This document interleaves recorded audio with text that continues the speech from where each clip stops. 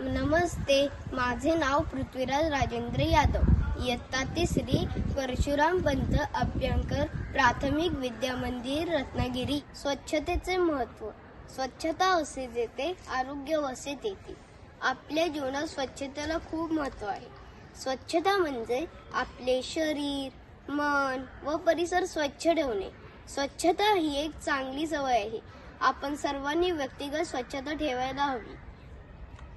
त्याचबरोबर आपले घर व परिसर स्वच्छ ठेवावा. सार्वजनिक स्वच्छता ही आपली जबाबदारी आहे व त्यासाठी आपण आपला वाटा उचलायला हवा. स्वच्छतेच्या सवयी. कचरा नेहमी कचरा कुंडीतच टाकावा. रस्ते, बाग, पर्यटन स्थळे या ठिकाणी कचरा करू नये. आपल्या घराचा व शाळेचा परिसर नेहमी स्वच्छ ठेवावा.